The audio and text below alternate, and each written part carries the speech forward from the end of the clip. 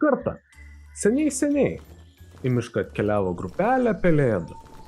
Jaunesni pelėdžiukai buvo godūs, todėl nusprendė apsigyventi gražiausiuose žaliuojančiuose medeliuose ir juose susukti lizdus.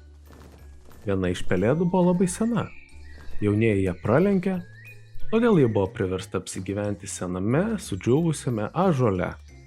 Senoji pelėda be prieštaravimo jame ir įsikūrė. Laikui bėgant, jaunieji pelėdžiukai pradėjo puikuoti savo naujaisiais namais ir ėmė tyčiotis iš senosios pelėdos. Ei, senoji pelėda, negalėjai susirasti gražesnio medžio savo lizdui? Pasakė pirmasis pelėdžiukas. Mūsų lizdai įkurti gražiausiuose žaliuojančiuose medeliuose, ne taip kaip tavo, pasakė antrasis pelėdžiukas. Su amžiumi ateina ir išmintis. Tad senoji pelėda nusijuokė ir pasakė, dar per anksti spręsti, kurie iš mūsų pasirinko geriau. Jaunieji pelėdžiukai nesuprato, ką pelėda turėjo omenyje. Kartas nuo karto pelėdžiukai vis pasityčiodavo iš pelėdos, tačiau ji tiesiog nusijuokdavo.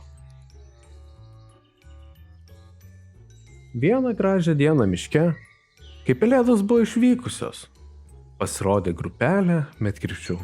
Nukirskime šiuos medžius ir parduokime juos.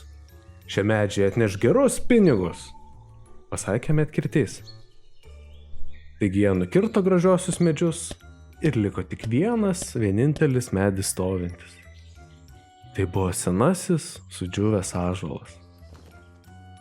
Sugrįžę namo pelėdžiukai nerado savo namų ir tik senoji pelėda nusišypsojo ir tarė. Matote, kartais nelaimė yra tik besislepiantis palaiminimas. Tik po namų praradimo pelėdžiukai suprato savo klaidą.